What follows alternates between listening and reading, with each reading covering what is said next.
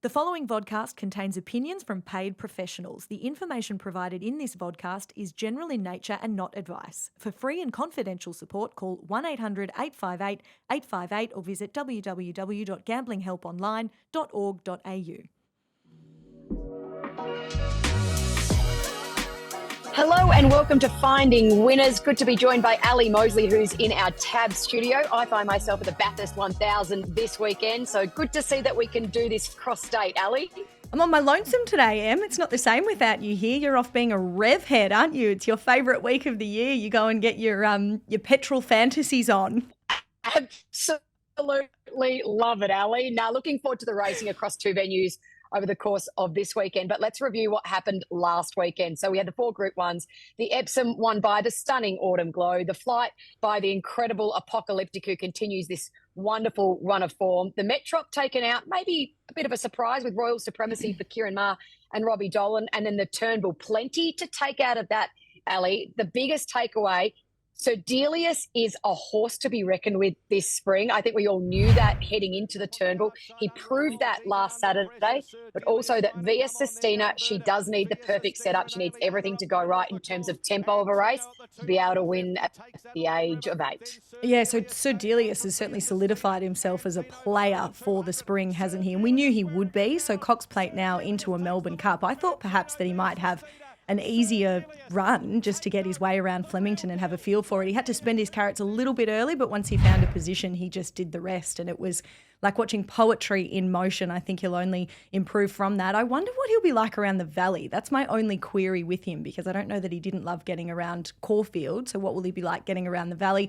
Via, what can we say? She probably will be topped off nicely now for a Cox Plate. Whether you think that she needs more speed in her race, I'm not sure. Whether she could just take up a running in a Cox Plate, whatever happens, I think that she'll be cherry ripe once she makes it there on Cox Plate Day. It's interesting you mentioned the speed in the Cox Plate, and you look at the 16 acceptors so far, and a lot of those will come out because at the bottom of the weights there are 4 3-year-olds. They won't all take their place. I'd be surprised if any of them do come next 2 Saturdays' time. But I reckon if Sir Delius draws soft in a Cox Plate, he leads. And I reckon with Via Sistina, they're just going to chance their arm. I mean, we're still 2 weeks out, but I reckon they'll be a little bit more forward in running when it comes to the Cox Plate in 2 weeks' time at the Valley. The other takeaway, 2 takeaways from the Turnbull, half yours is going to be so incredibly difficult to beat in the Caulfield Cup next Saturday, but also Aliana. Hearing from Chris Waller this morning, his quote, she looks horrible.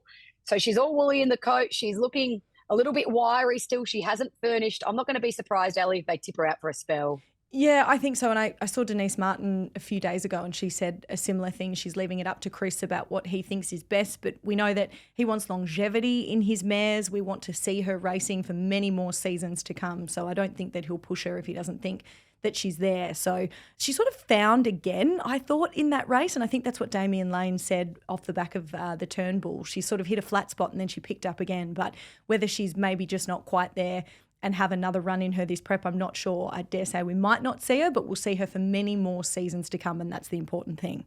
One of the biggest talking points of the week was the trial of Car Ying Rising at Royal Randwick on Tuesday. Fair to say that this has been the most discussed trial of this year, maybe of the last 10 years.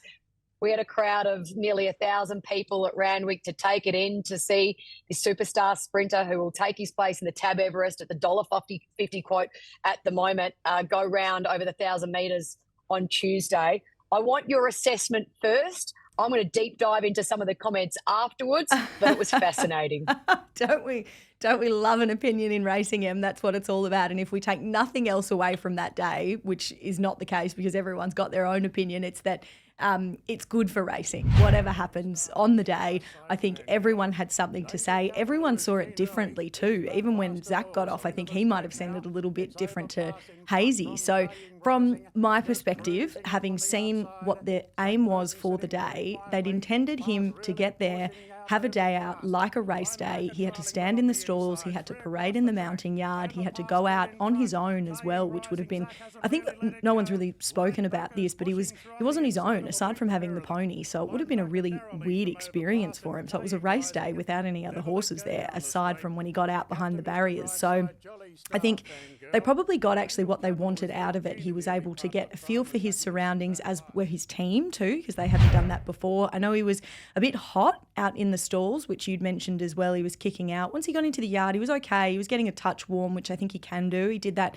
when I saw him in Hong Kong as well. He looked a little bit soft, and that's exactly what David Hayes had said. So I think he's about 9 kilos heavier than his ideal racing weight, and he had a really good blow off the back of the trial. So I'm more forgiving of it with the whole situation in mind. I think we will see a stack of improvement from him. I believe he'll have another gallop, another good hit out on Monday to top him off nicely for an Everest. Some are saying maybe a little too late.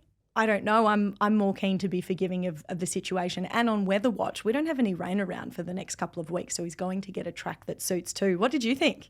Conditions will suit Everest Day, looking at the modelling of the weather, which is a good thing for that camp.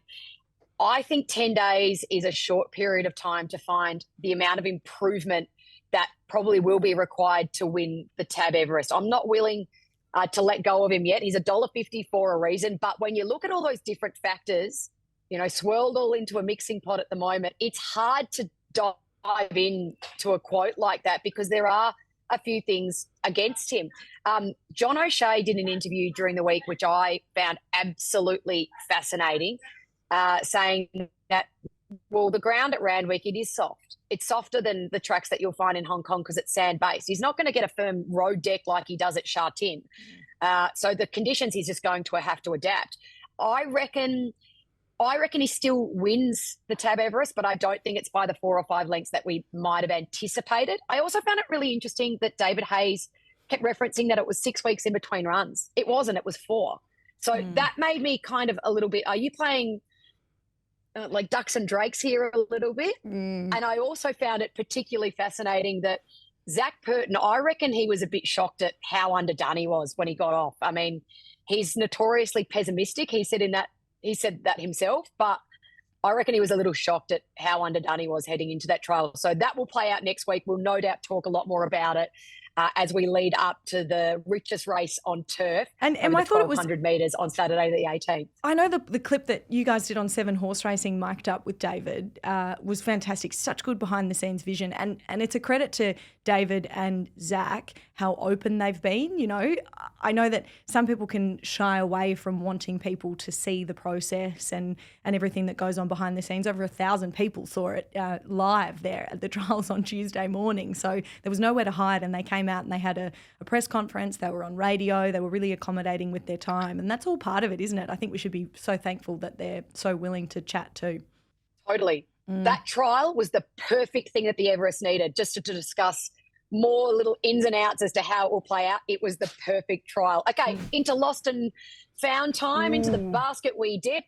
And I reckon we have found a challenger for Ka Ying Rising in the Everest. Talk me through the horse in the Premier on the weekend who clocked over the last 600, 32.58 on Saturday, which is wicked time. Geez, he's an interesting horse, isn't he? He's a bit of a character. I keep calling him my mate Jimmy because every time I go out and see him, I say it, and now I think it's stuck at the stables. They all think it's a bit of a laugh. But I've seen him actually I've seen him quite a bit actually. I've gone out and seen him at Bob's farm at the beach when he was still fluffy and not quite there. Then I saw him when he got clipped out before we came and saw him run first up. And each time he's just taken that little bit of improvement, and they don't have him screwed down. They know what the grand final is, and I think that's exactly how he presented on the weekend. Obviously, the biggest thing for him was that they wanted him to get out of the barriers. So that's what they'd hoped for at the trial. They really wanted him to have that little bit of gate speed and to sit a little bit closer, which I think he could do in an Everest, in a bigger field,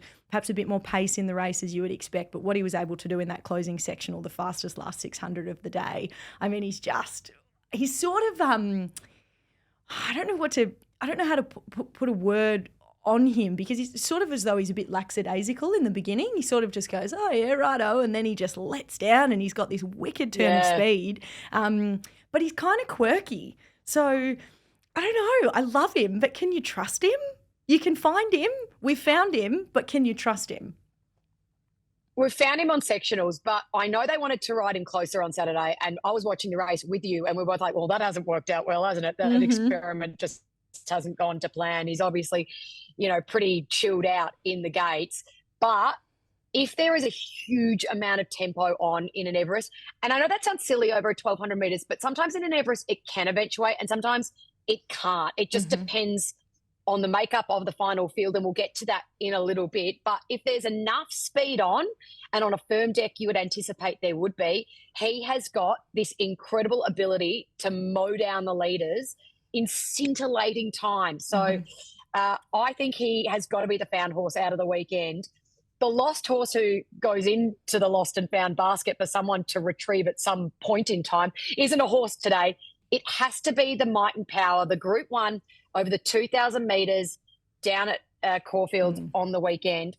4 runners. One of the parts of the problem is that the Hill Stakes, and we'll touch on this shortly, is worth $2 million now, and that's kept some of the better horses in Sydney over the course of the weekend.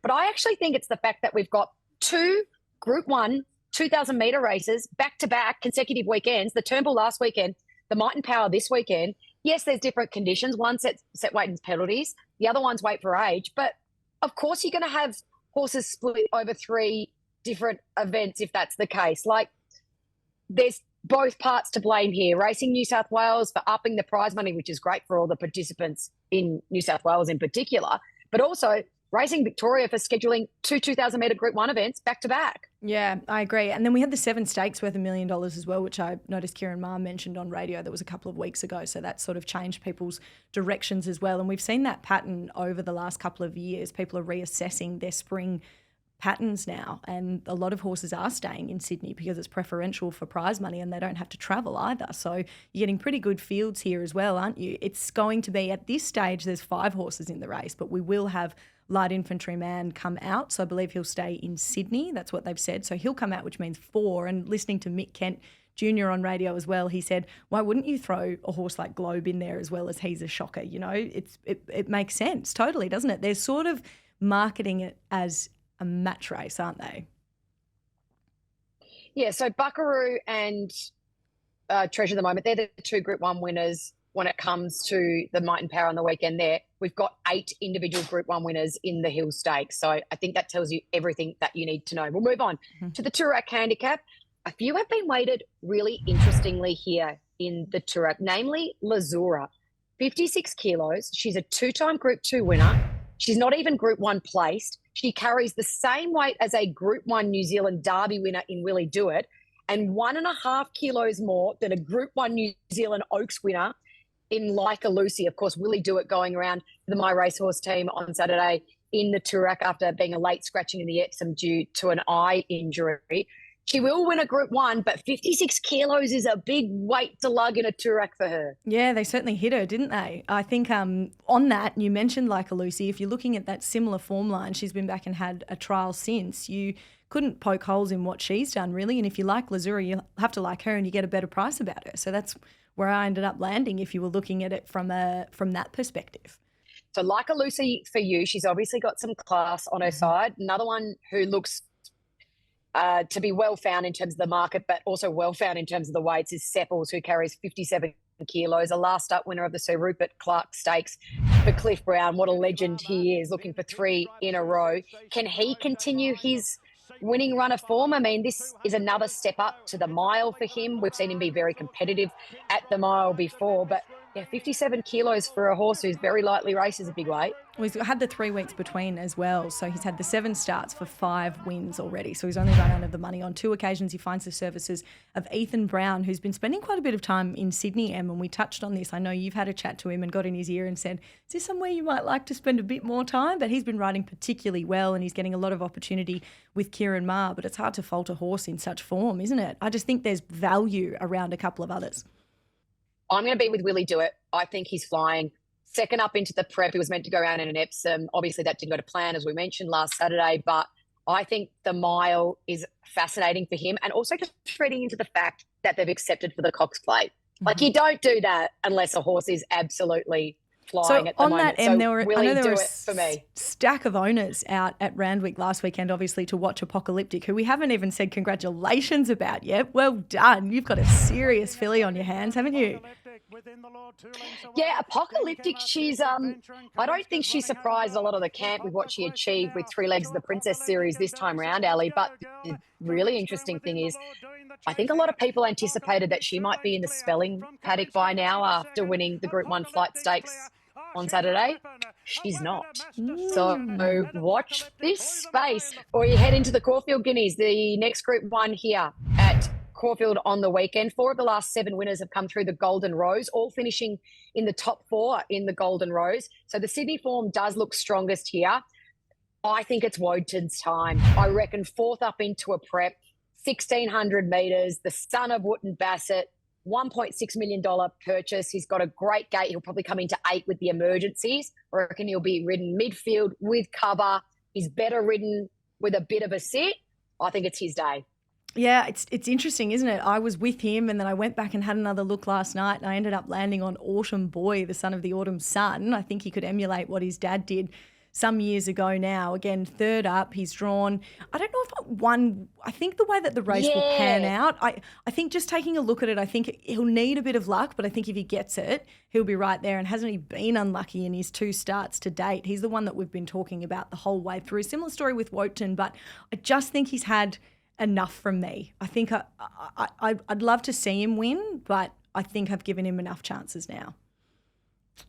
Really? He's been so good this preparation, Ali. You're like, yeah, I know. That flashing light, and I know he's that kind of horse that he has that flashing light on him every single start. He's 2nd in a slipper, 2nd in a Golden Rose, another placing at the start of the preparation.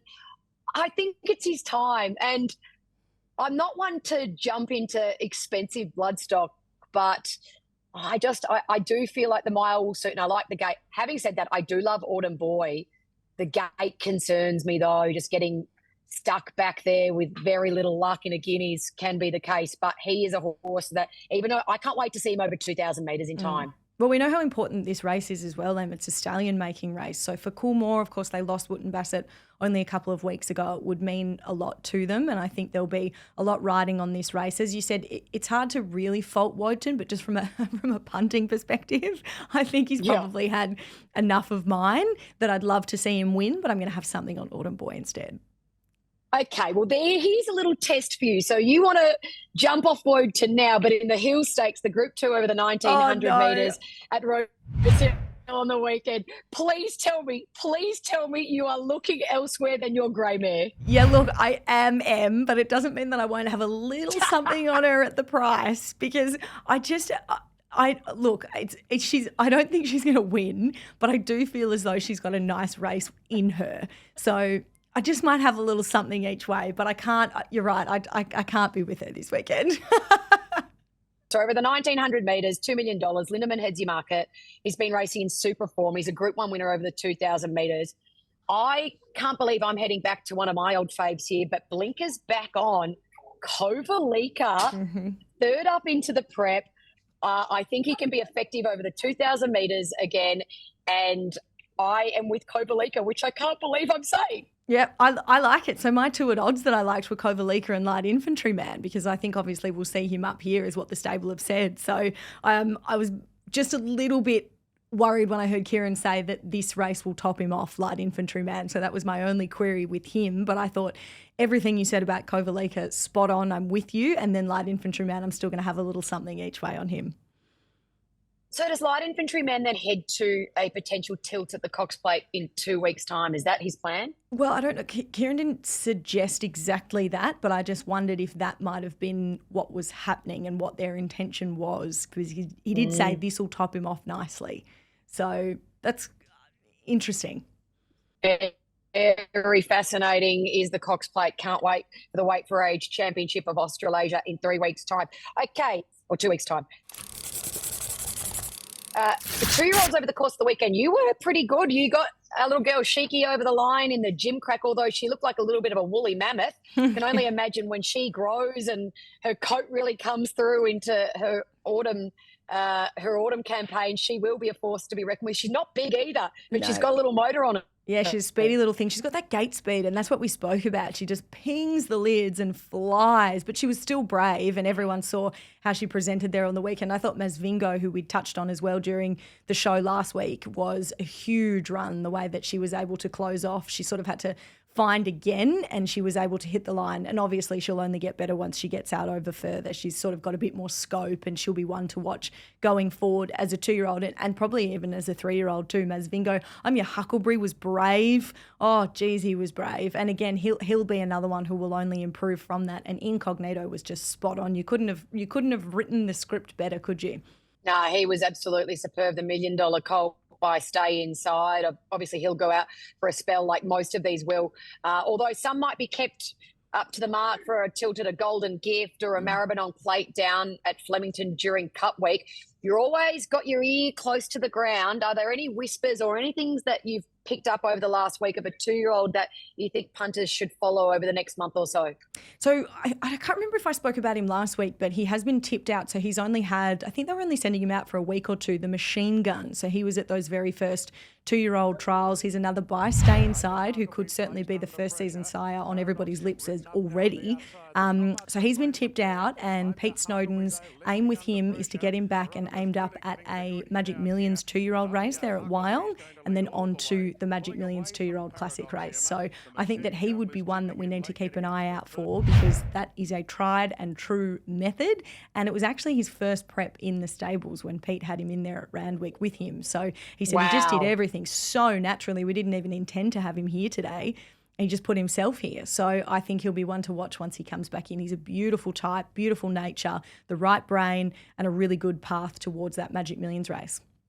Okay, put him in your black book. Maybe look out for when those Magic Millions markets open for the big event on the Gold Coast in January. All right, to round out today's show of finding winners, the Everest 1 slot remains. Yulong will have the opportunity to take not one of their own after Private Harry was taken out of the race after being very disappointing, pulling up lame. They're doing a lot of different tests on him at the moment to see, I guess, what physical impediments he has at this point in time. No doubt he'll be given a big spell, and hopefully we do get to see him back racing in the autumn of next year. Having said that, I reckon there's a lot of discussion. He's already a Group 1 winner. He won 5 on the bounce. He's been bought as a stallion prospect. Maybe that's the last we do see of him. I hope that's not the case. So who do they take with the one last slot? They own 10% of Charmstone, who was an amazing winner in the Manikato a couple of weeks ago. Noted with Tab Markets, though, she's drifted from $34 to $51 over the last week. I don't know if that's something to read into. Your boy Beedman has been the firmer of the outsiders, yet to get a slot, 101 into $51. He goes around on the weekend in a great battle of the 3-year-olds at Rosehill Gardens. Who should they select? Yeah, I think, look, this is what I said last night on the News Central show we're on. I was quite keen on Skyhook, and we talked about that last week. He's in the paddock. Actually, he had a week off, so he's probably back in by now, aiming up at a Coolmore. Why do we not have more 3-year-olds? Have had a great record in the race. I know that we probably don't have a lot to pick from. We have Tempted now, but she's our only 3-year-old. So why couldn't you look at a horse like Beedman? We'll see what he does this weekend. I had actually a disagreement last night. I said, I think Beedman will take so much improvement. And Richie said, no, he's no good. It's all hype. And I said, I disagree with you there. So money's on the line on Saturday. But I think Beedman could run a massively improved race, although they do have him aimed up at a Coolmore. So the bigger question would be whether Connections want to go for an Everest, Coolmore. And that's the big question, because a lot of these 3-year-olds that have been earmarked for an Everest are instead on Coolmore paths. So let's see what Beedman does on the weekend. But he would be, at this stage, my pick. Oh, it'd be fascinating to see another 3-year-old line up, very lightly raced. And, of course, Yulong not with one of their own in their slots. Having said that, they've got the likes of Angel Capital and Magic Time finding themselves in the field. Hey, enjoy what is going to be a great Caulfield Guineas Might and Power Toorak Day at Caulfield Hill Stakes Day with some really top-notch racing at Rosehill Gardens over the course of the weekend. And then, Ali, when we catch up next week, all we're going to be talking about is the running of the Everest and how it will play out. How good? Oh, I can't wait, Em. It's a shame we didn't have you here this week, but you've got important tasks out there. It looks like you're in the way in the control room. I've seen a few people walking behind you. I think you might need to get out of the way now. A lot of Yeah, I know. I need to escape because I'm getting the wrathful eyes of my colleagues. Time to get out of here and stop talking racing.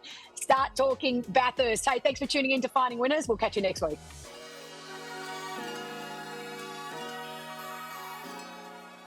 Chances are you're about to lose. For free and confidential support, call the number on the screen or visit the website.